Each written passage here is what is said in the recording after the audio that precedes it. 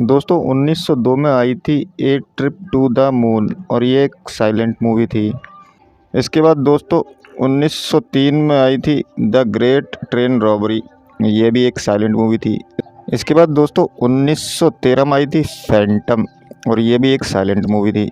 इसके बाद दोस्तों 1916 में आई थी इंटॉलरेंस, ये भी एक साइलेंट मूवी थी। इसके बाद दोस्तों 1920 में आई थी द कैबिनेट ऑफ डॉक्टर कैलिगरी, ये भी एक साइलेंट मूवी थी। इसके बाद दोस्तों 1922 में आई नोसफेरातु, ये भी एक साइलेंट मूवी थी। इसके बाद दोस्तों 1923 में आई थी सेफ्टी लास्ट, ये भी एक साइलेंट मूवी थी। इसके बाद दोस्तों 1924 में आई थी शेरलॉक JR और ये भी एक साइलेंट मूवी थी। इसके बाद दोस्तों 1924 में ही आई थी द लास्ट लाफ, ये भी एक साइलेंट मूवी थी। इसके बाद दोस्तों इसी साल एक और मूवी आई थी ग्रीड, ये भी एक साइलेंट मूवी थी।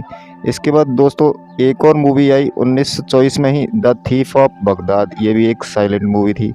इसके बाद दोस्तों एक और मूवी आई 1925 में द गोल्डन रश, ये भी एक साइलेंट मूवी थी।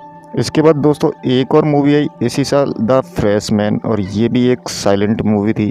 इसके बाद दोस्तों एक और मूवी आई 1925 में ही बैटलशिप पोटेमकिन और ये भी एक साइलेंट मूवी थी। इसके बाद दोस्तों एक और मूवी आई 1926 में द जर्नल, ये भी एक साइलेंट मूवी थी। उसके बाद दोस्तों एक और फिल्म आई 1927 में the Sunrise a song of two home, ये भी एक साइलेंट मूवी थी। इसके बाद दोस्तों एक और फिल्म आई 1927 में मेट्रोपोलिसी, ये भी एक साइलेंट मूवी थी। इसके बाद दोस्तों एक और फिल्म आई 1928 में the passion John of arc, ये भी एक साइलेंट मूवी थी। इसके बाद दोस्तों एक और फिल्म आई 1929 में man with A movie camera. इसके बाद दोस्तों एक और फिल्म आई 1930 में अर्थ, ये भी एक साइलेंट मूवी थी। इसके बाद दोस्तों एक और मूवी आई 1931 में तबू और ये भी एक साइलेंट मूवी थी। इसके बाद दोस्तों एक और फिल्म आई 1931 में सिटी लाइट्स और ये भी एक साइलेंट मूवी थी।